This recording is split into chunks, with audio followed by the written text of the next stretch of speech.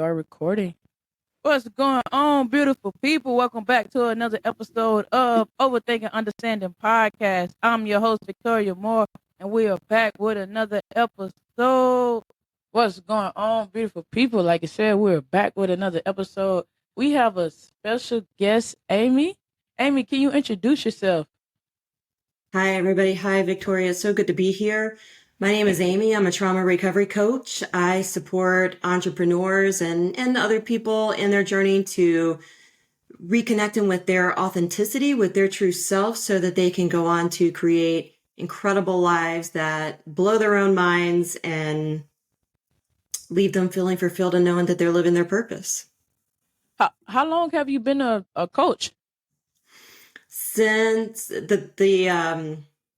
the technical answer is since 2016, but when I became formally trained, I learned that I've been doing it in some way just naturally all my life. And so when I became a coach, when I was actually going through that initial training, I learned that this is my calling. This is that thing that I had always waited for.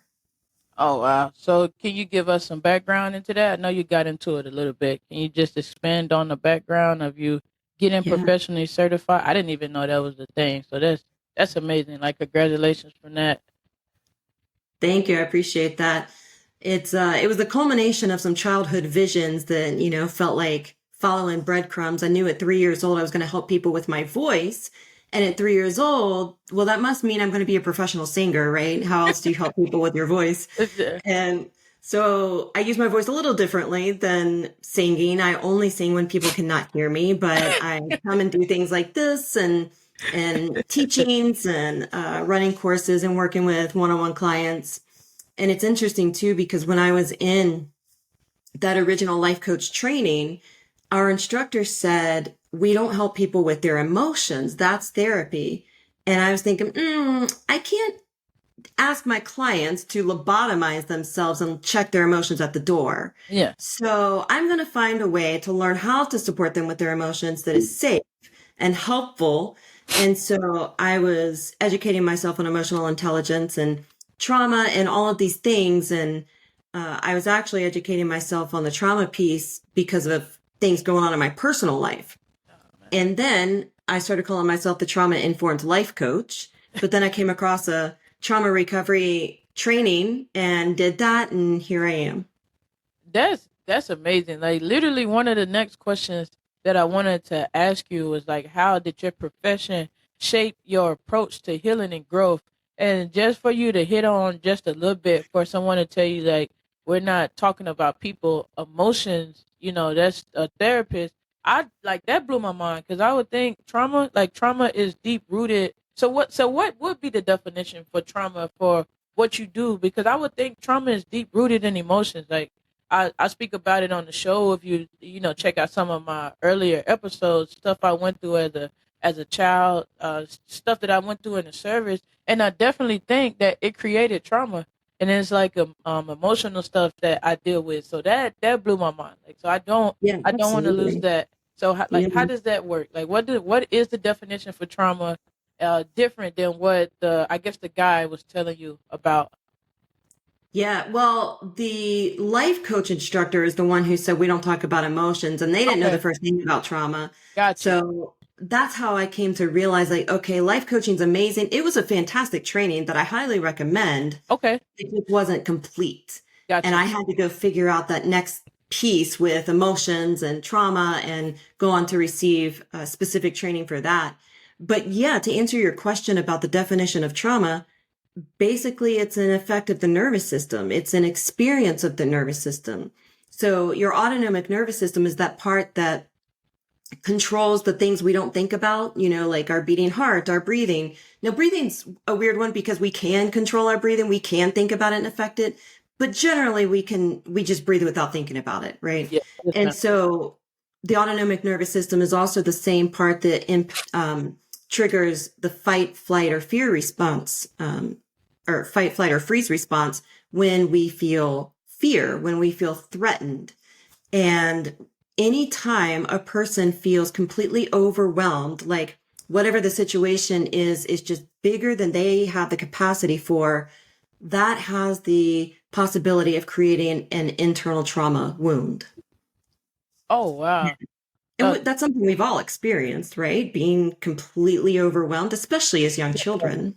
Yes, man. I just want to let you talk. I got a whole outline for the show, but like this is so fast. Like that's literally why I wanted you on the show, and like I say, like I'm gonna say it throughout the show. Like I really appreciate you for coming on and even just speaking to my guests. But that so just like you said, it's a nervous system response. We all get overwhelmed. So would anxiety be like would anxiety play into that role of trauma, or am I like way out of the wheelhouse? Like, cause that No, you're spot on, actually. And here's a little fact that blows people's minds, blew my mind. Any emotional state you can think of, such as anxiety, depression, anything, any physical symptom you can think of, any sign or symptom, whether it's emotional, psychological, physical, can, not always, but can be rooted back in trauma. So trauma wounds that we're carrying around and we don't know we're carrying around, it's just eating away at us. It's wreaking havoc with our hormonal system. It's wreaking havoc with our brain development. And so over time, that can just wear us down in different ways that then show up in the form of anxiety or heart disease or, autoimmune responses. Yeah. so and like I said, so of course overthinking, understanding for somebody to just say that's depression, that's anxiety, and we can try to kind of pinpoint. We think it's just a crowded room full of people, or I'm nervous, but like you say, it's rooted in something, and I feel like that ties in so perfectly with the podcast. So when it comes to overthinking trauma, you've been the trauma recovery coach. You obviously have to get down to the root of the issue. How does that work? Like, because obviously I would think we're overthinking it. Like, I'm just depressed. I just have anxiety. Hey, I need to go to the doctor, get this medicine, or do this. But your job is actually to find the deep rooted issue, and it's not just this label of anxiety, depression. Like you say, flight, fight, freeze. Yeah, I'm not just scary. I'm not just wanting to attack people, or this is my response for a reason. How do you do that? Like how do we get to that point? Yeah. Well, I really wanted to touch on the word overthinking. Yes, yes, ma'am. Of I course. read something recently. It was actually written by a gardener, and the analogy, or the story that he was sharing, just resonated so deeply with my work with people. I love the analogy. So he said that in gardening, we tend to miss what the problems actually are. We see that, okay, the leaves are brown, so therefore the leaves are the problem. Let's take these leaves off. Or maybe the branch the leaves are growing on must be the problem, so let's cut this branch off. But then you go on and other leaves start turning brown on another branch, or, a different part of the tree dies. It's like, well, why do all of these branches keep dying? Because we never addressed the root. The problem is Mm, always the in root. the root of the plant. Well, the same thing is true for us when it comes to trauma. So depression is not the problem, that's the symptom. Ooh, Heart disease is not the problem, that's the symptom. Diabetes is not the problem, that's the symptom. yes, ma'am. And we need to address those symptoms, but we can't stop there. That's just the beginning. Yes, ma'am. That's man. I'm enjoying this episode. We just got started. Oh, if you can't tell, I love that. So how for us, like I say, you're trained, you do it. That's why I want you on the show to bring in your expertise. For a normal person, like how do we learn to diagnose the root? Well, we don't really learn, but how do we understand? Like if it's a now I done listened to this episode and just this little snippet, and I say, okay, I know as a 28-year-old, I just started getting anxious, and I have never been anxious in my life, but I do not know, like you say, it's the root. And I talk to my spouse all the time, like, where did this come from? I have never been an anxious person, but now I'm doing more stuff than I ever have did, and I get anxious all the time now. I'm like, I don't like this feeling. I don't know how to navigate through this feeling, and I cannot tell you where this feeling comes from. Do you got any tools or anything to help for me to get to like okay, this is probably why I'm becoming more anxious, or this is why, like I say, 28 years old, I'm growing this symptom that I never had. Well, I could come up with endless tools and we could talk till the cows come home, but there are two immediate things that immediately come to mind. One of them is an internal focus and one is an external focus. Okay. So for the external focus, my first thought is always culture. Okay. So whether we're talking about a family culture, whether we're talking about, our immediate culture and our friend group and who we spend the most of our time with, or even at a national level, whatever culture, we're all part of a lot of different cultures, right? Yes, ma'am. So bringing some awareness to what cultures am I a part of and what are their messages, whether they're intended or not, what are the messages I receive? Yes, ma'am. And many of us will find once we really start analyzing that, there's a lot of fear messages. And it all comes from the heart. It all comes with the best of intentions. Just for example, I knew a lady once who, when she was a young child, she was attacked by a dog, like Yes. brutally attacked by a dog. And so she was terrified of dogs, hated dogs, and she taught her children to fear dogs and to hate them. And so she was trying to be a good mom, right? She was like, I recognize that this is a danger and I want to keep my children safe. And so she did the best she could with the tools that she knew. Yes, ma'am. And so just to use that as an example, the invitation might be to analyze her understanding and for her to be able to connect that, okay, dogs inherently are not bad. I had a terrible experience that left all this fear in my body. There's the trauma wound. Yes. Because we hold that in our body. And I'm carrying that fear with me, and it's like a lens in which I see everything. And so that's the culture, right? Yes, and we all receive those I don't want to say lies. Nobody's trying to lie. The like what, like Usually. kind of like the what confirmation bias, like we create those Yeah. kind of like biases off of what we believe, and then we only see things that align with those. I guess like the bias, like okay, the dogs are bad, and then you can show your kids all these videos of dogs attacking, or a dog will bark, and it's like you see that dog's bark, and it's like yeah they bark, but in her mind it's confirmation to like dogs are bad, and I'm teaching my kids the right thing to fear these dogs. If I'm on the right track, I don't know, but Spot on. yeah. It's exactly it. And so then the invitation there, and this can be hard, and this is where it partners with the internal piece I'll speak about in a second, but the invitation is to bring in more awareness. And how can I look at this differently? Because that confirmation bias works in the other direction too. If I can find all the evidence in the world that dogs are bad, I can also find equal evidence, if not more, that dogs are not the problem. Humans are. It No, usually but always boiled down to us. yeah. But but it's hard to see those positives. It's hard to see anything other than dogs are bad, for example, because our brains are so wired to only see threat. Yes, yes, ma'am. So, so I know you had spoke when we were setting up this episode about the internal compass, and you hit on it, you kind of a little bit. It's like the external and the internal.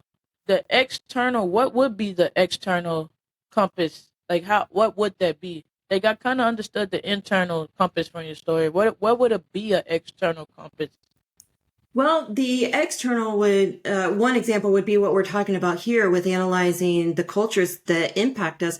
There's a phrase or maybe just a thought of the five, you're a combination of the five people you're closest to in your life. So, Oh yeah, the five people you spend the most time with or something like that. yes, So ma'am. that could be coworkers, right? So who are you? If you look at the five people you spend the most of your time with, is that who you want to be? Do we need to change who we are spending our time with, even if that means getting a new job, for example? I mean, that's pretty extreme, but sometimes that would be in our own best interest. And so that's just that external piece of analyzing the company we keep Yes, and the cultural influence that they're having on us.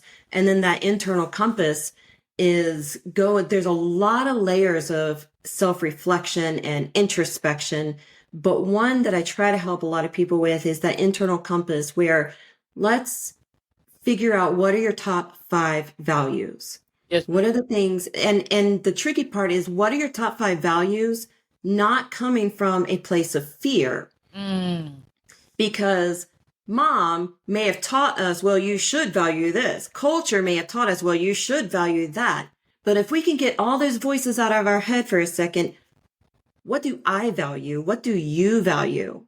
And then that becomes your internal compass. And so I take those top 5 core values, and then a client has a decision to make. Well, when we have those unhealed trauma wounds, decision making is hard. It can be very anxiety Yes. inducing.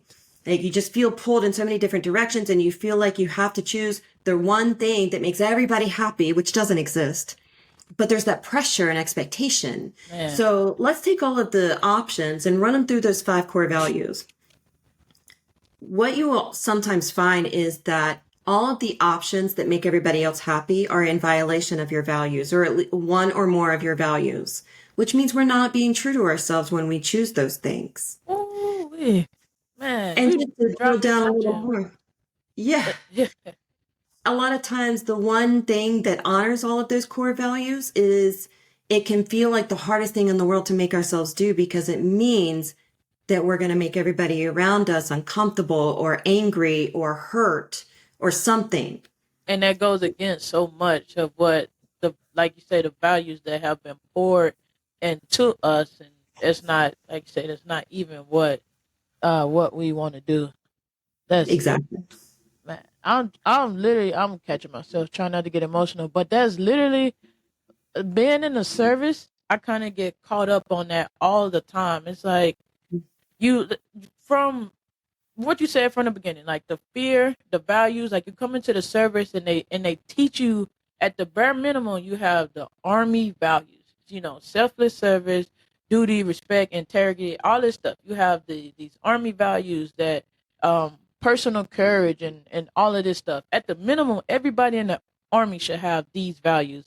And then like how you were speaking about this stuff that get poured into you, the army values are great and the army is great on paper. Everything is great on paper. But then, like you said, humans, 9 times out of 10, we are the problem. And trying to live these values on top of coming in with other values. And I'm a master resiliency trainer through the army. Like, I was certified through the army. It's a program that it has. And even breaking into master resiliency training, it speaks about values and icebreakers and how, like you saying, we come in with all these different values, and now everything kind of like clashes because it's like the person that my mom and dad taught me to be, which really I always, commend them because I feel like that's why I was so successful in the army. But I catch myself pulling away so much from what the army tells you you're supposed to be, when I mean the people, not the values on paper, because 9 times out of 10, the people that's teaching me are not even living the values, the bare minimum values that the army says that we're supposed to have. So I almost got emotional right there. Like, I was like, that's literally, and like you said, you about the 5 people that you're close to. I'm a culinary specialist. Sometimes we work from 04 to, I said, 2000. Well, like 4 o'clock in the morning to 8 o'clock at night. Sometimes 10, sometimes 7 days a week. We get opportunities of getting breaks, but 9 times out of 10, we're working. We're working. We have one of the most strenuous schedules inside of the service, outside of medics, police officers. It's us. That's it. It's like those three. And we're always working. You're surrounded by these people. And once again, like you say, you just pick up habits, or you look at them, you're like, this is not what I want to do. So I'm actually in the process of transitioning out of the service, or transitioning into a better part of the service. Because, like, what all the things that you have said so far, it has created a lot of trauma. It has made me kind of look in the mirror and be like, what, like, I don't want to be this person. Like, I don't want to have to teach my soldiers that the person higher up from us makes bad decisions, but that's just the way the army is. Or that I'm pulling you away from your family to come sit in the middle of the grass, basically wasting our time. But the training is important because that's what you've been taught. Just, we're doing it. This is important. It'll come in handy. When really the world is evolving. The way that we're gonna conduct ourselves on the battlefield, the way the army is conducting themselves throughout regular life, it's evolving. So some of the old tactics that we still have in play is not working. So I just like, yeah. So that just resonated so much with me. But yeah, I'm sorry about that. We talked about personal compass. So does overthinking plays a part in trauma? Like you say with the gardener with the leaves and everything you know said, if I get caught up on thinking like I'm just depressed and I just go down the rabbit hole of saying like depression, because for the longest I wouldn't say I was depressed and I didn't want to cling on to that diagnosis. I always felt like I was stronger than it. But then I'll see myself doing stuff where I'm like, and I'll go look up the definition for depression. I'm like, I think I'm depressed. Even if I do not want to cling on to this diagnosis, I think that I am depressed. Do you feel like that's overthinking, or just like you talking about a flawed compass, or just maybe just a class of values that I've been taught hidden? Like what how would you diagnose that? Yeah, sure. So, first of all, thank you for sharing your experience. I think that Oh, there was so much value in everything that you just shared, and that is why I love talking about trauma, because every single time people have those they connect those dots like you just did, and like, yeah, I have this experience or that experience that really fits here. And man, I hear you on the what was it? You said that you want to be better than that diagnosis, right? yes, yes, ma'am. And that is a perfect example of the trauma that our culture can teach us, because we are taught to shut down your emotions. Emotions are a sign of weakness, especially certain emotions. Yes, We're ma'am. taught that certain emotions are bad, other emotions are acceptable. But really, if we could just turn off all emotions, that's everybody's preference. United States And soldier. so, yes, yes, yes.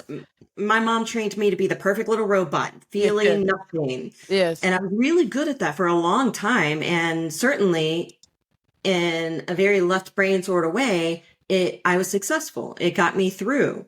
But then, the insight that I would like to bring to that is very much a left brain only mentality. And I don't want to demonize the left brain. It's beautiful and we need it. Yes, Let's ma'am. keep that, but let's also bring in the other side of our head too. And so that we're working as a fully operational human, which Yes, ma'am. means feeling that full emotional spectrum, but not being flooded and overwhelmed by it.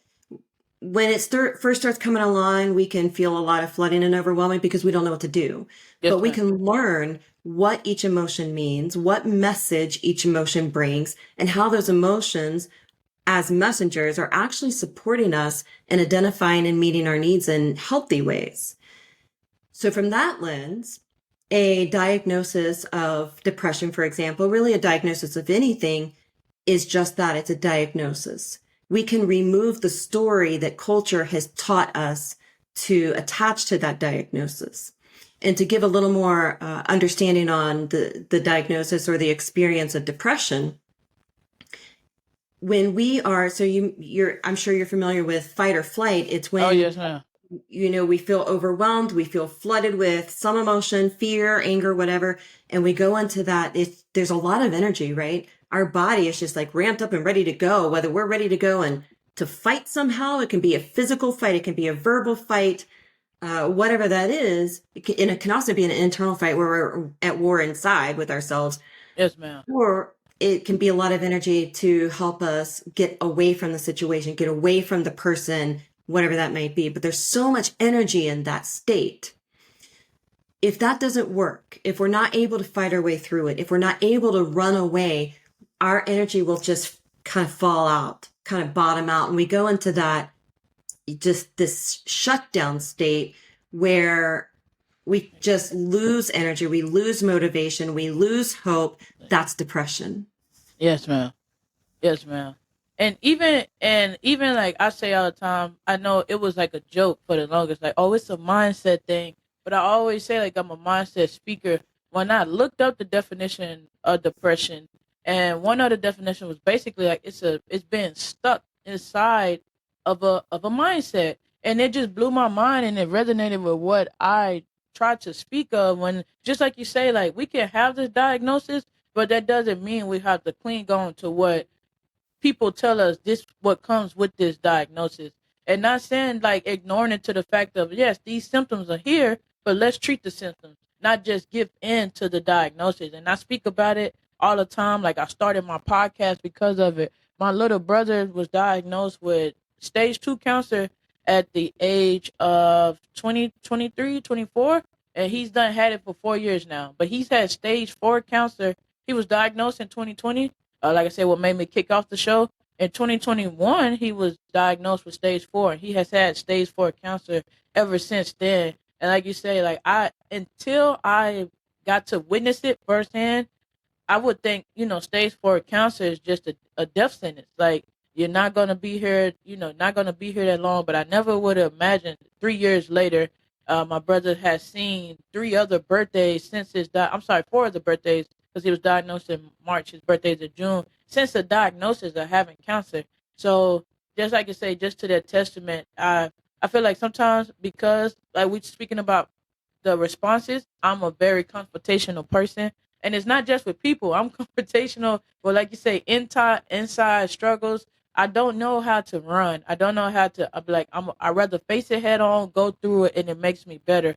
But sometimes it does come off as me being this aggressive or super combative person. But I'm like that with any issue. Like, okay, you tell me I got depression, I'm finna kick depression's butt. Like, I'm not finna sit up here and be like, oh yeah, I take these pills, or and like you say, like, it's I do. Some people go through it. It's no problem. I'm not trying to say that me as a person, and just, Victoria Moore, is like, no, I don't. This is the diagnosis. Okay, let me overcome this diagnosis. How can I hit this diagnosis head on, where I may have depression, but depression doesn't have me? Kind of like I look at with my brother, like, he has cancer. Cancer doesn't have him. And I think that sometimes in society we let our trauma, or the deep rooted issues of our trauma kind of control us, and we wear that, like, oh, because my mom was so mean to me growing up. And it sucks, but a lot of women have that story, like, my mom was mean to me growing up, and that's why it's okay for me to be a horrible woman. And it's like, no, no, like, that's, I don't want to see how your mom treated you. How can you treat somebody better despite what your mom has did? And like I say, I've learned, because I've been through it. I like I say, my first episode, it spoke about stuff that happened to me as a child that I didn't tell my family until I was 18. But when I told my parents at 18, and then I told my siblings and like my immediate family when I was like 20. And I'll never forget the reaction. And like I said, I speak about it all the time. It wasn't so much of like, oh man, I never would have thought that happened to you. It was more like, that's why you act the way that you act. It was like that, like, throughout everybody's reaction, it was like, that's why you are how you are. Like, and just like you said about like showing emotions, feeling like I'm very disconnected from emotions. I wasn't disconnected from emotions, but I did teach myself to be very disconnected from showing people emotions. So it's like I will feel it, and I could be mad, I could be happy, I could be sad. My face is just okay, and like you say, or the fight or flight. You piss me off too bad, or it's something that pokes the bear too bad. Now I want to fight. And that's one thing that I credit the army to. Sorry about that. That's one thing. Can you get that for me? That's one thing that I give credit to the army to so much. I couldn't go to the army and just put my hands on people. That was just something that was not a thing. Like, I couldn't go to the army and everything could be solved with physically. Even though sometimes it could be. Most of the time it couldn't. So I had to learn to kind of, I guess, exhibit what I was feeling a little bit better. And sometimes in the army, like you say, these values that we be taught, it comes out in yelling. And yelling shuts stuff down. So it was kind of like a fight to be like, okay, I have to be calm. I can't put my hands on you. And in my mind, I thought I was doing good. Like, okay, I'm not putting my hands on people. I'm not fighting. But now you're yelling at people. And yelling is a big trigger and stuff for people. So, like I said, this whole thing, well, brought you on, like, trauma recovery, and we all live through trauma. Like I said, we're, and I feel like we're in a world, and it seems to be in a society where it's okay to wear your trauma and not necessarily fix the solution. It's just, oh, you got brown leaves, wear your brown leaves proud. That's great, but oxygen, we need oxygen. We get oxygen from trees now, so we gonna need some green leaves, and we need some green people in our lives. So yeah, I went off on that tangent, but I just had to go like, yeah, your points are hitting me, and it's kind of like just clicking. So I appreciate that. I appreciate that tangent. I'm so sorry about your brother that he is still struggling with cancer, Yeah. and at the same time, what an inspiration. Yes, yes, And I love how you phrased that. You know, he has cancer, cancer doesn't have him. You have yes, depression, depression doesn't have you. yes, ma'am. And you know, one thing depression taught me, and this is hard. I'm hard-headed too. Yeah, I so I'm fight. so I'm a fighter stubborn. too, Yeah, and so I fight myself to my own detriment. But what I eventually learned about depression once I kicked my own butt and wore myself out was to learn to see it. And I can see everything like this now. It was a journey to get here though. I had to come to a place inside where I saw that my depression was trying to help me. yes, Just like I said, our emotions, even those emotions we don't like, they're yes, trying to help us. And my depression and also chronic fatigue, I have chronic fatigue syndrome. So my chronic fatigue, I had to come to see it as my friend. It's telling me to just stop because I don't know how relax. to stop. I'm a fighter. I'm Yeah, going to keep fighting. I'm going to keep going. yeah. You remind me, you were very much, I'm guessing, so you can tell me if I'm wrong, but you seem like a truth teller and a truth seeker, and you just hone in for Always, the truth. always, It, always. Yes, ma'am. That is yep. spot on. From And it's growing up. probably got you in a lot of trouble throughout your life, hasn't it? Oh, yes, ma'am. Yes, ma'am. Yep. And that's because the people around us aren't ready to see truths when, I mean, think about it for a second. It's almost like if, okay, everybody knows the sky is blue, right? But then you come along and you say, what? It's purple. What are you people talking about? Uh, The sky is clearly purple. it's not And so blue. then It's not they blue. think you're crazy and Yeah. they think that you're attacking them and calling them stupid for thinking it's blue. Yes. We're just in different places. And so because of that, because I was also that truth seeker and that truth teller, getting myself in all kinds of trouble, I just kept going, following the truth, which just Yes, had ma'am. me going on and on and on. And my depression and my chronic fatigue had to come up and like say, stop, Yes. just feel, Yes. and Yes. just be. And I Yes. had to learn how to just be. And that's hard when you go through all of, our whole life being brainwashed to do. Yes, ma'am. And what you said about the color, like, one thing that I've learned from being educated, like when and you said it from like hitting on from the beginning of this episode, the fear response of how people teach you, like the lady and the dog, and like she was attacked by a dog, and a fear response had her teaching her children something else.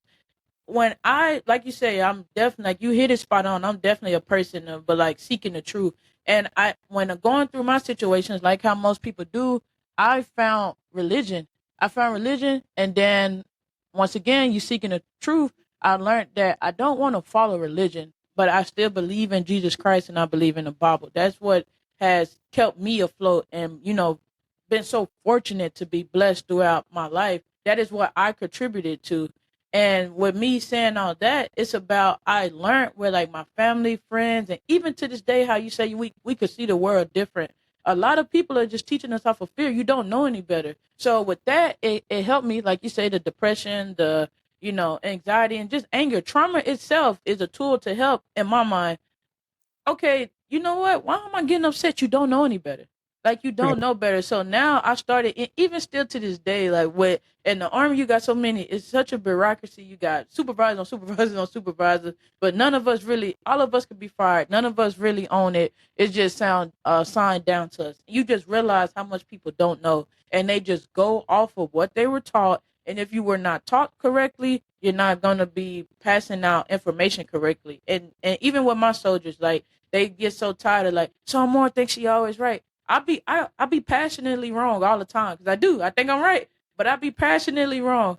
But 9 times out of 10 when I'm right, it's because I'm like, this is at the TM, and it goes against what another NCO or another leader has taught them. I'm like, this is the TM. And when I finally pull it up in regulation, they like, okay, this is not just her way. And I try to drill that into my subordinates' heads, like, I don't care if you think so I'm more smart, stupid, dumb, or whatever. My job is to teach you what the Army wants you to know. So instead of me just going off of experiences of memory, I pulled up the TM. I'm teaching you directly. Regulation, TMs. Of course, it doesn't always work because it's paper. So an idea can be great on paper, but when it's time to execute it, that's when you're able to tweak it. So that definitely helped me out so much, just learning, like, people are scared. People are, Mhm. hey, save your money. Like, that was one of my parents' biggest things. Like, save your money, save your money, save your money. And then when I actually started getting into the service and dealing with money, it's like, saving money is great, but it's other things that we could do with our money. And even just looking back, when I started saving money and realizing, like, how much stuff that your parents or people around you teach you that they never did. I'm like, you didn't do this process. Like, you've been teaching me to save money. I tell this story frequently. When I was a child, like I said, I got into church. I started tithing. I started tithing my first little job at a grocery store, and the preacher taught that tithes belong to God, so you do not spend your tithes. I had over $600 worth of tithes saved up in my room. I was putting my money up. I had cashed my paycheck, putting my money up. My father comes around, and I'm a kid. I'm like 15, 16. He sees a big wad of cash. We didn't come up in bad neighborhoods, but they want the best either, right? So he see a wad of cash, and he like, why you got all that money? And I'm like, it's my tithes. Like, I can't touch God money. I'm just adding to it. But we hadn't been to church. I would more frequently go to church with my grandmother. Another reason I started the podcast. But I would go to church with my grandmother. So when we didn't go to church, I still wouldn't touch the money. The money would just add up, and then when I do go to church, I'll put the money inside of the envelope. But I'll never forget my dad's reaction. He came through the door, he seen all the money, he was like, why do you got all that money? And I was just like, oh, that is my tithes. Like, I'm not spending God's money, it's my tithes. And the look on his face was just blown away. And I didn't know until years later. He was like, I wasn't saving my tithes up like that. And just to basically, he was telling me I motivated him, or it was an inspiration. I'll say more than motivate. It was an inspiration to him. Like, a little child has that much money, and she's so in belief of her belief that she will not touch it. And I was just blown back, like, but y'all was telling me about tithes, so you weren't doing none of this. Like, y'all was just where were you teaching me this information from? So, like you say, being somebody who seeks the truth, but just heavily believes in the truth. A lot of stuff comes from my heart and my experiences, and if it's not my experience, I won't speak on it because I don't know. And into my mind, it feels like I'm lying because I'm trying to tell you something that I have never did. So I only try to speak about things that I did, and within doing that, I have did so much. Whereas, like, I'm speaking on this thing, but I could tell people, hey, I'm a cook in the Army. I'm a podcast creator. I used to be a flight instructor, a flight attendant. I got two businesses. I actually do this stuff, and I'm able to get this information. So I just wanted to hit on that point because, like I say, I know it's probably going to resonate with a lot of viewers, but it just hits so much home where, like, people that teach you out of fear, people that teach you out of fear, out of trauma, and they have never did it. They just going off of values, just tying everything back in, just going off of values and stuff that they have been taught, either good or bad, but they don't really have a book or guide on how to do it. So that's why I think people like you are so freaking important in today's world, where you're able to help us navigate through these different changes and things that, like I say, we can go back and ask our parents, like, why did you teach me that? Oh, because my mom taught me. And then I'll go ask my granny, like, why did you teach my daddy them that?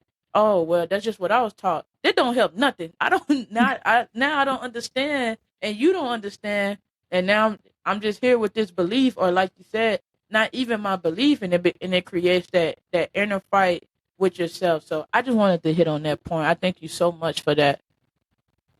Yeah, I'm really glad that I hit home.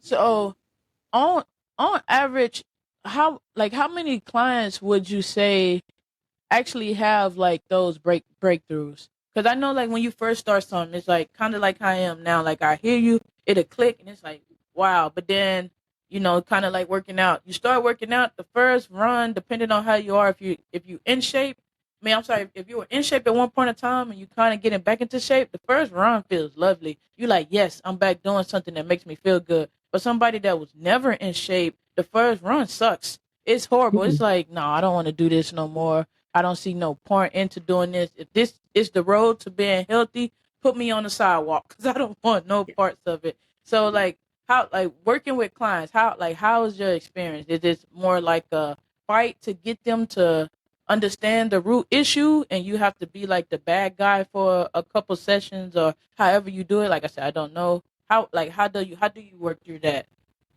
I love that analogy of, being in shape, getting back in shape, or never been in shape. That's pretty accurate. So it really depends on where the person is when they come to see me. And I will work with people when I can recognize that they're at a certain level. And, I have colleagues that will work with them when they're at different levels, and I can do that, but I choose to work with people who are at a certain level. And really what I break it down to is, are they in a victim mentality or not? And if they are in that victim mentality, to what degree? So Okay. there's two levels of victim mentality. On the maybe the lighter level, if you will. Okay. Doesn't feel lighter when you're in it, but we all do that. We all have moments when we have actually been victims, especially as children. Somebody did something to us. Yes, Yes, in that moment, we are a victim.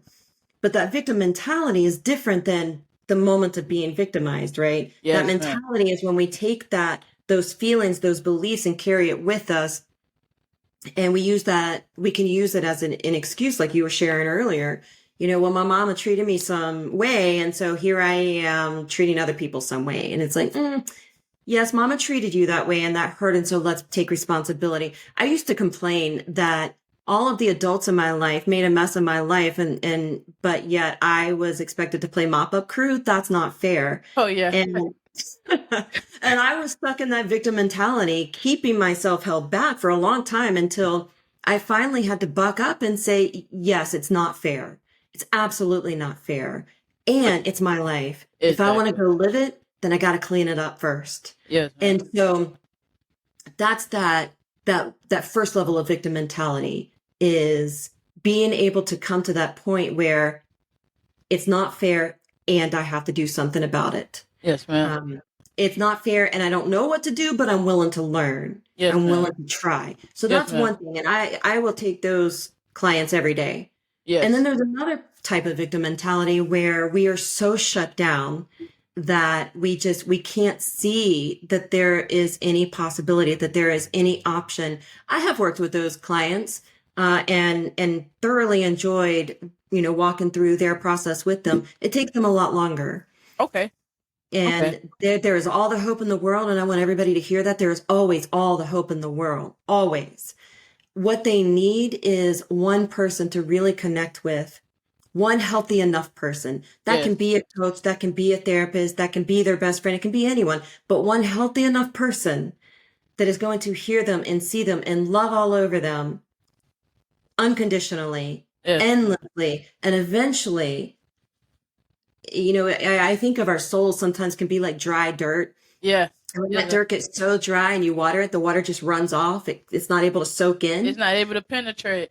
Yes, Right. ma'am. But when somebody is surrounded by enough love for long enough, it starts being able to penetrate. And then Yes, they can ma'am. start moving up that ladder where they're able to bump up into that upper level of victim state where they're like, okay, I woe is me, and I'm ready to start moving out of this. And it's like being on a fence where you're toggling back and forth, and you're going to have moments and days or weeks or months where you're back in that victim mentality. And then you're like, oh, wait a minute. I don't have to do this. I can do something about it. I don't know what. So back into the victim mentality, but oh, wait a minute. I have options. Let me figure that out. Yeah. Man, like I say, I love all of that. I could just sit here and let you talk. Like, this is a free session for me. I feel like I should pay you after this. But just to speak on that, like you said, you made a lot of great points, and that's hard about mental notes. But just to speak on it, like you said, like being stuck. I was the same way. Like it's like a I think it's like a meme that goes around social media, and it's like I didn't ask to be here. Now you telling me I got to take care of myself, and it's Exactly. like, and I think about it, like you said, as an adult, you could feel that way. Like adult, no children. I'm sorry. Okay, sorry, thought I had a sneeze coming. As an adult, no children, you could feel that way. It's like you could make bad decisions. You could say because at the moment it only affects you, and I just think about like okay, once you have kids or you have a spouse or you have a job, now your actions of being a victim doesn't just affect you. Like now it affects everyone around you, and you kind of get to see like oh, it's kind of like a mirror. Like they say, how you treat people 9 times out of 10 is how people will treat you.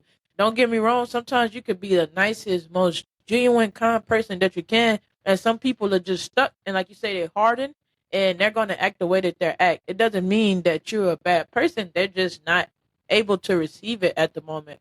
But to just learn that yes, I am a victim, but I don't have to be a victim. Like I was a victim. I'm not a victim anymore. Like I'm able to take control of my life. And that's I was the same way. Like I said, I left the house. I signed a contract at 17. Like I needed a parental because you got to be 18 and come into the service. But you need a parental consent form. And then my military records to this day, you go through my records. That's the first thing that's in my records. My parental consent form, and I'll never forget. Like my dad was on board with signing it to a certain extent because he like he believed in me. My mom was scared. She like you wasn't the best grades in school, all of this, and she didn't sign it, and then it just happened to come around 18, and I've been in the service ever since.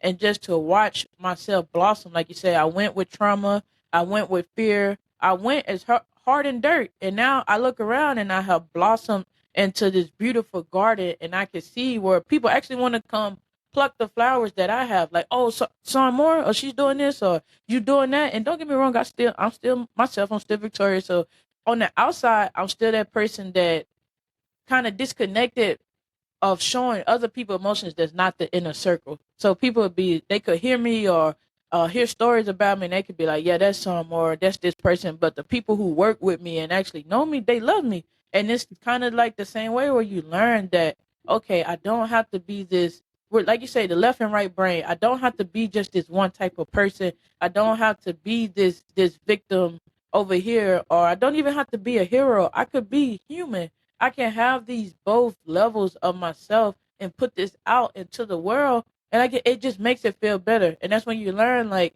okay, this person's kind of giving me a bad vibe, and it's triggering something from childhood. But this could be a bad person. My trauma could be in this instance helping me to do something better. Or like you say with fatigue, like I'll go and I'll get so tired, and my spouse would be like, just take a break. And in my mind, it's like I can't take a break. I've been doing this 18, like no, it's no breaks to be taken. It's nobody to come pick me up if I fall. I can't take a break, and then your body will just tell you sit down. I'm like, all right, I gotta take a break. I guess I'm forced to take a break. So like I say, once again, the stuff that you do is so important. So working with the clients, how like do you do session? How does like what does coaching look like? And I said all the time, like when I bring coaches on, if Coach Amy was my coach, what would that look like for Victoria? Yeah, a couple of different things. I teach classes, so that's one option. But as far as like a straight up coaching session, it is lots of questions. So I don't know if you've ever heard of the Socratic method. For anyone that might be familiar with the phrase, the Socratic method, Oh no. Socrates taught by asking questions. He Mm, believed his students knew more than they realized they knew. And so mm. he would just ask a lot of questions, Overthinking which, understand. and so that's what coaches do. We ask a lot of questions.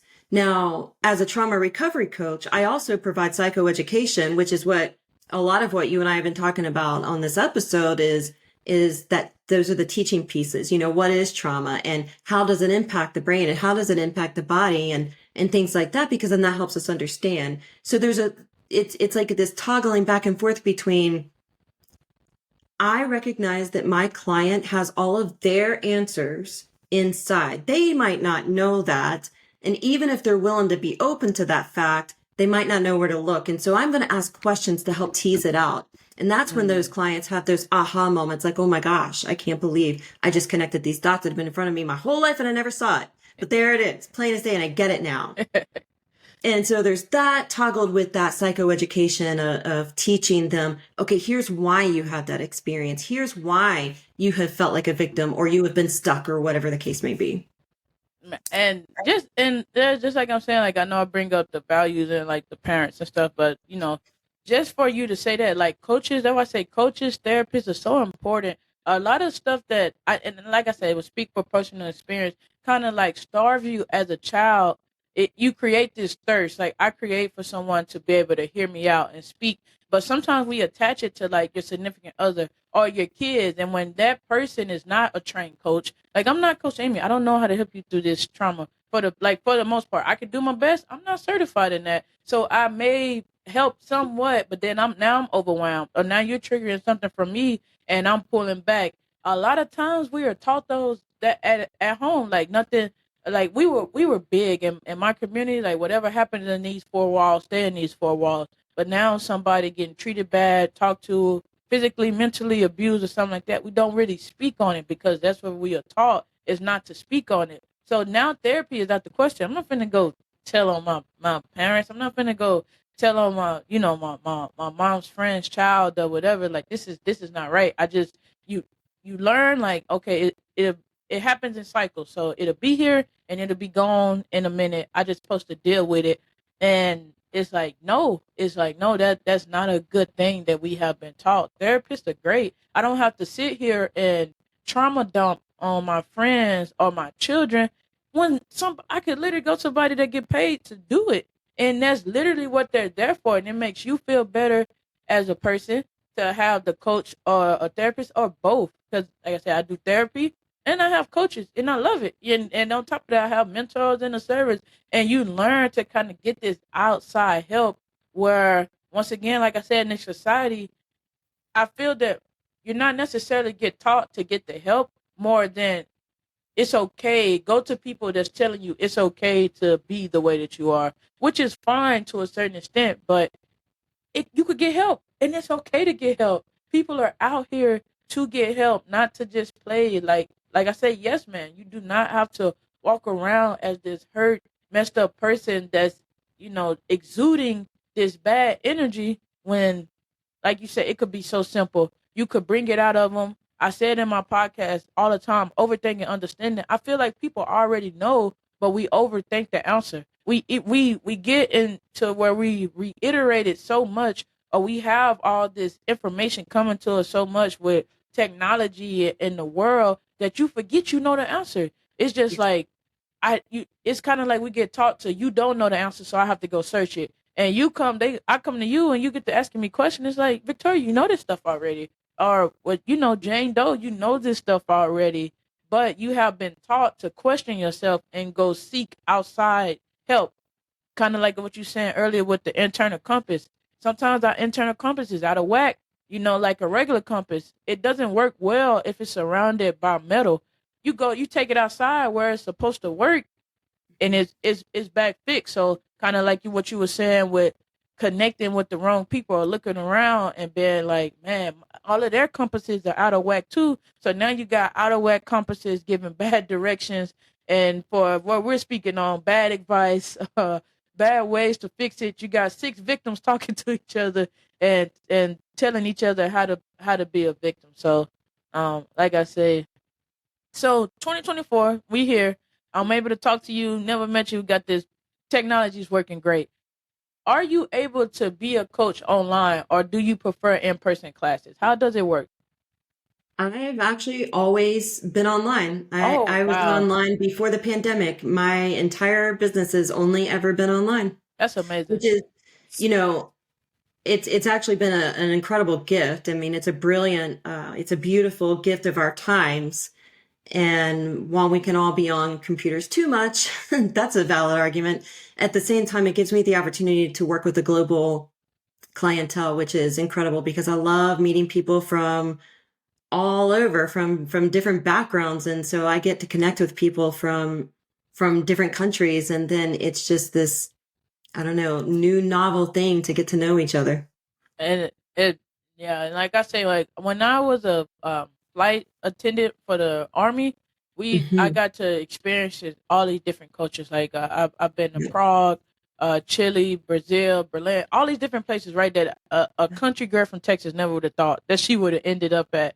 And for like what you saying, I to watch going to these places and connecting with these people, it was cool. It was amazing to see it. But creating this podcast in 2020 and just being able to look and be like, every continent that my podcast has downloads or listeners in, I have been to, but I feel like I connect more through the podcast because I'm not able. I could go to like going to Prague. I'm with the team. Like you got to stay close knit. You might be able to venture off, but you might just get a hey, hi, or even if I talk to 2, 3 people, I'm able to put this podcast out to the world. And if 100 people want to download it in Africa, Asia, whatever, they could download it. I probably would never had the potential, no matter how many of these places I went to go and connect with 100 people the way that I'm able to do it online. So I definitely think that's amazing because the help is sometimes is out. The help we need is sometimes out in the world, and we need to go out in the world to create that help or safe space for somebody to talk to. Uh, I I feel like I said, I feel like I done got a free session. Is it anything that you feel like that we haven't covered that you want to cover with my listeners, or just even just to promote yourself? Is it any other topic or anything that you want to speak on? Yeah, one, I really want to just speak to what you just said, with our family rules, our cultural rules telling us, I think we're all taught in different ways and to different extents, don't air the dirty laundry, Yes, ma'am. things like that, or that we are betraying. If we need help in some way, we're betraying those that may have impacted us. Trauma is sometimes called the great disconnector. It disconnects us Mm, from the truth of who we are. yes. And well, if I'm not allowed to be Amy, then who am I? Yes. Well, I have to have my mom tell me, I have to have my dad tell me, my grandparents, culture, my teachers going through school. I have to have all of these people tell me who I should be, who I Exactly. need to be, what I need to be doing because they know better than I do.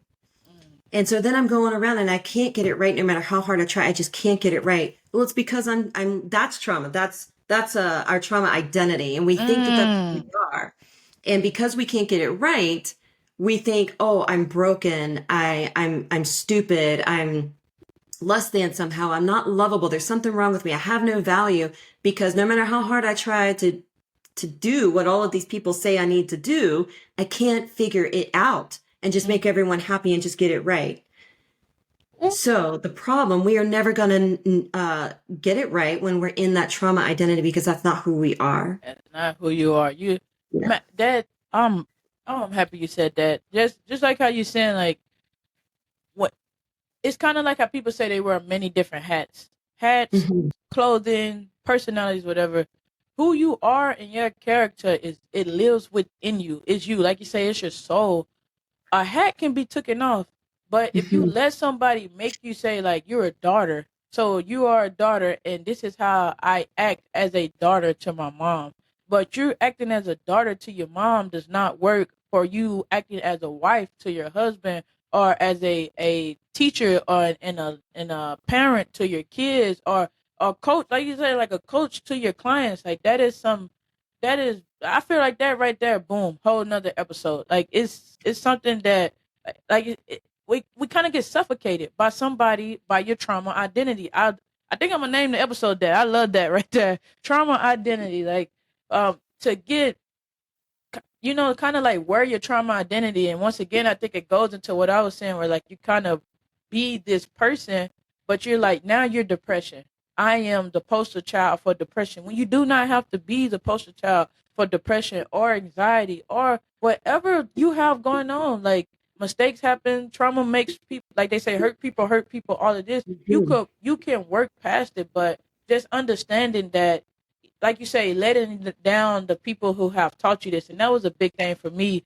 It's beauty in learning that letting them down is helping them. Like, it's like at the moment they don't want you doing this. Like at the moment, hey, I'm not child signing off on my child to go into the service. And this has been one of the biggest blessings for, I say, my life, and even towards my family. Like so much stuff that I've been able to do and provide, it came from the service. It's me starting in the service. Not saying that I wouldn't have been successful outside of the service, but it was successful. And I won't say that I had the support that I felt like I should have, but once again, I don't have to live in, as my mom daughter, hey, I probably should have went to school or, college. But now I'm like, I do college. I'm finishing up bachelor's, and it's just amazing to see, like how you say, getting outside of that trauma identity. Because right now, somebody's done labeled you an apple and you an orange the whole time. And That's you right. do not know how to act as an orange because you keep getting told, as my daughter, you would do this. As an apple, you will be sweet. And then it's like, what? Like, as an apple, you will be red or green. And it's like, huh? Like, I don't feel like that. I look in the mirror and I see orange, but I don't know an orange apple. So, hey, I must be, but I must still be an apple because that's what my parents told me about. So, yes, like stay in that, stay in that space right there. Like, I love that. How do you work with people to get outside of that? Well, I work with them a lot to bridge that gap where they feel like they're betraying, their family or their religion or their culture or whatever it is. There's so many layers there that try to keep us in our trauma identity. And so it becomes a matter of holding that both and. Kind of like when we're sitting on that victim mentality fence, like, if I lean too far this way, I'm in victim mode. If I lean too far this way, I'm more empowered. I'm like, okay, I can get myself off the fence. And then I tip back. Right. So it's the similar where I have these trauma wounds, and let's just, pick on mamas for a minute, because as a mother, I've hurt my children. Absolutely. And we all do. Hurt people. And every person has wounds. And so we're all hurt people, and we're all going to hurt other people in our own blind pain. Isn't And so I have to own the fact that I have I have hurt my children, for example. That does not say anything about who I am. That says everything in the world about where I am in my journey. it? And so when my clients can start to see that, okay, I am not disrespecting my mother or my teachers, whatever those teachers look like throughout life, I can honor them where they are Yes, and ma'am. recognize that the pain they inflicted on me is not who they are, it's where they are. Just Mm. like the pain I'm carrying right now is not who I am, it's where I am. Ooh, yes, yes. And even with that, learning that, because that is a recent revelation that I had. Like I said, I'm 28 now. I'll say about 20, 25. And that's another thing. Like I said, getting outside of the house and just learning. Even with the service now, you have so many soldiers coming in older than I did. And I'm like, by the time I was 19, I was a sergeant. Man, by the time I was 19, 20, I was a sergeant. Everybody that I was in charge of was older than me. And there's so much responsibility that came with it. And now we get recruits that are like 34, 23, and they're not acting the way that I think that they should act. 'Cause I'm like, I had this so much of this responsibility at such a young age. But just to hit on the part where you were saying where I don't want to lose it, we all have that way of like hurt people, and this is not it. I used to get stuck, and it's like you'll beat yourself up. Like, man, I did this, so I'm a bad person. Like, it's not no fixing it. I don't care how many, and like I say, you have your belief in what I value, being a Christian. Like, okay, it's not no good deeds that I could do to make this bad deed go away. But even that's going off of the line with what I'm taught and what I take from the Bible. Is like you surrender what you did to the Heavenly Father and you keep it pushing. But in the world, like I say sometimes, and it's funny because like people are aware of this. I'm depressed. I have anxiety. I did this. I did that, and they're aware it as a badge of honor. But they would. But it's harder to get the switch to be like, hey, I did that, but I am not this person. Because for the world, like the world will be like, hey, you're depressed. You did this. We know it. We got these symptoms. But if you say, hey, I'm not, I have these symptoms, but I'm not always this person, or I'm not this bad person. The world say, no, don't forget.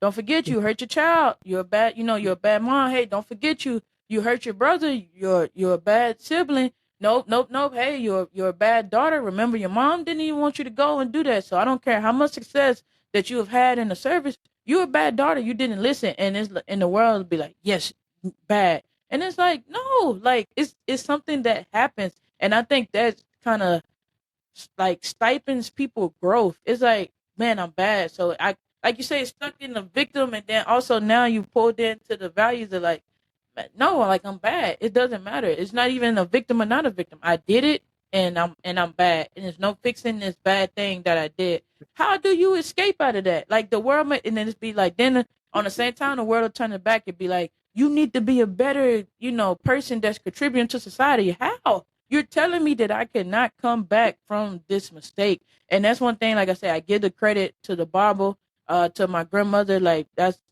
just teaching me and understanding that people say so much, the Bible is this, the Bible is that, and just learning, like you learn it for yourself. Like you say, being a truth seeker, okay, the pastor says this, my mom says this, my grandmother says this, read it for yourself. Like you say, you read the word and study the word, and it'll reveal yourself to you. Like I said, for my belief, I don't never push it on anybody, but just as you're saying, being a coach, it's just like, don't let people tell you that you have to be this person or this trauma identity that has been created.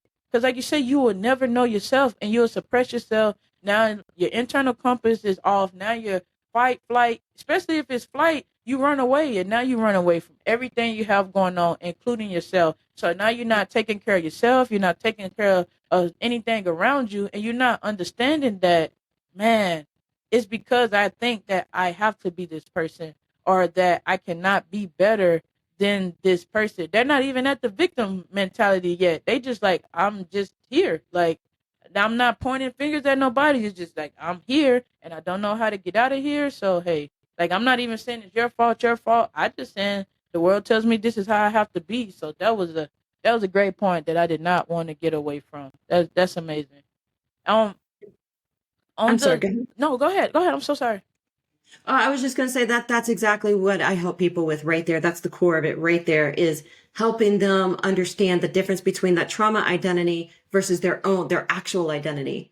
And let's reconnect with your actual identity. And then we can work through the layers of the trauma identity that doesn't fall away. Some of those layers will just fall away more easily than others, just with a little bit of knowledge and awareness.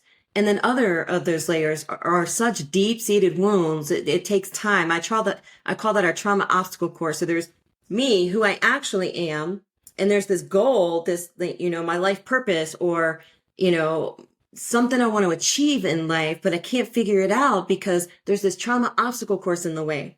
So let's first get you out of that trauma identity, back into your own identity and who you actually are. And then we can work through that trauma obstacle course and get you where you want to be.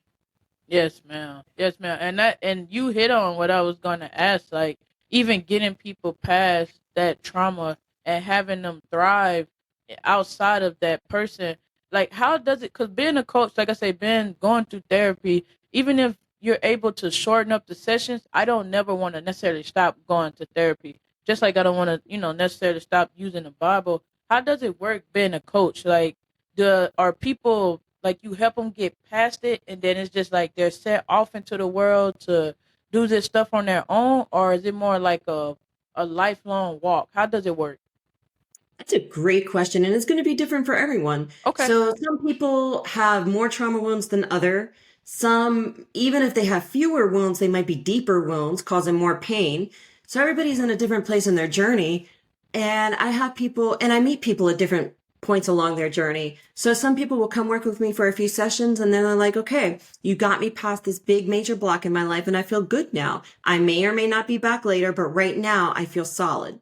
And then there are other people who, I can work with a client for years because we're just uncovering so many layers. Yes. And it also gets to a maintenance point. So there's no such Yeah. thing as healed and done. Yes. You know how when you break a bone, that bone, the initial break can heal, but you can tell the weather by it. You get like all achy if it's going to rain or something like that. Yes, ma'am. Or like I broke a toe years ago, Oh man. and now that toe is really sensitive. If I bump it, if I, stub my toe, it hurts like crazy. Yes, And ma'am. so it's like that never fully goes away. There are parts of you that still remember that original wound.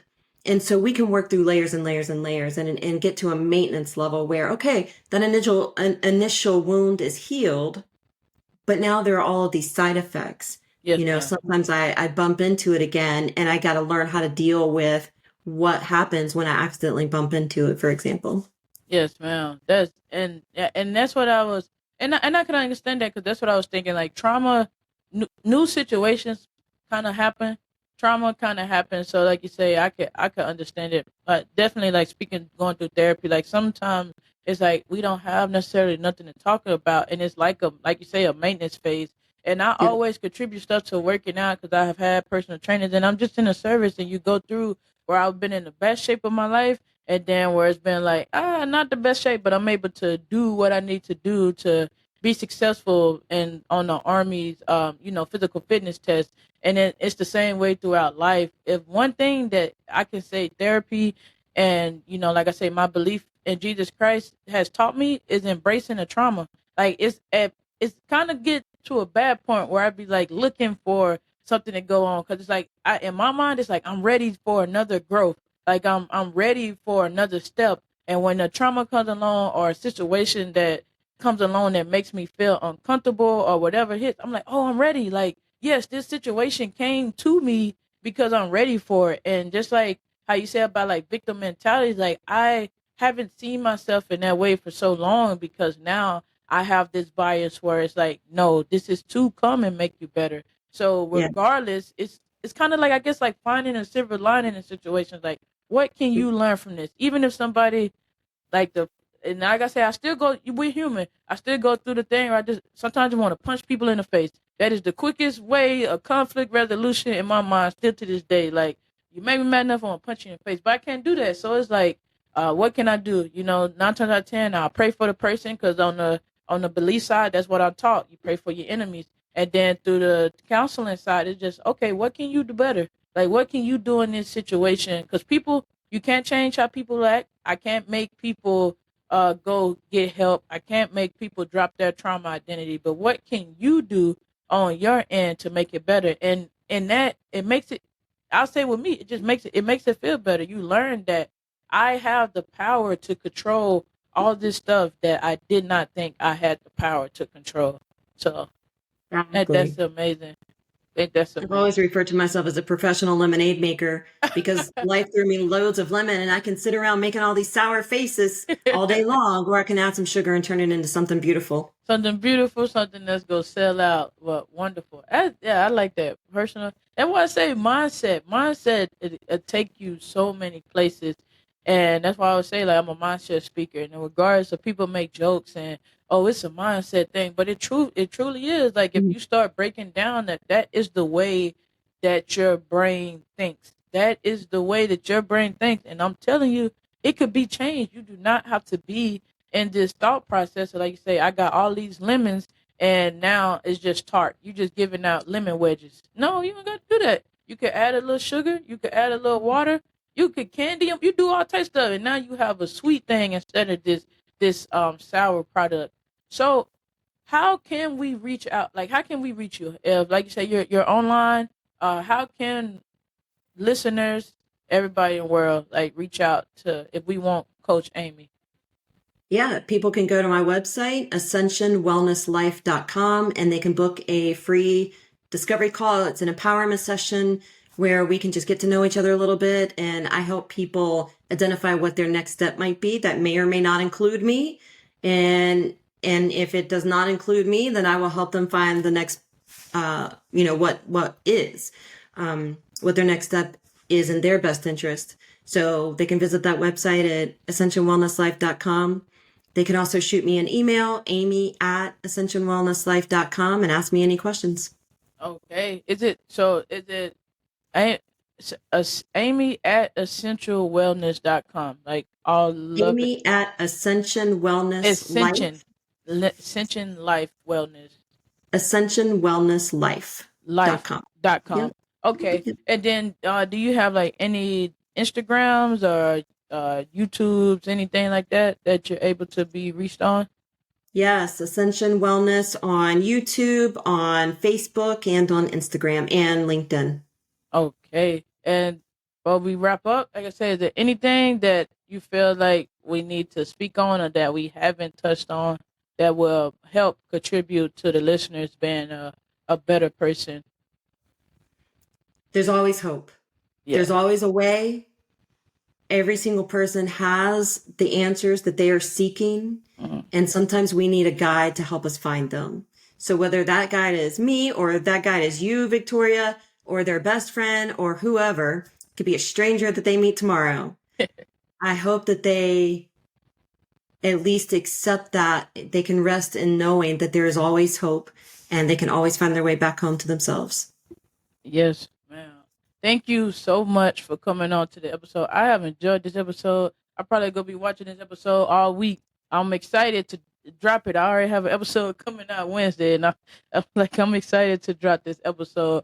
I definitely see you as being a recurring guest. I cannot tell you enough how much I appreciate you coming on and how much this episode has helped me. And I'm looking forward for it to help everyone out, like everyone else out in the world. And if you don't get told enough, thank you so much. We need more humans like you for just helping us be better humans. And to all of the listeners, until next time, be genuine to yourself and kind to people. Thank you so much for tuning in to this episode.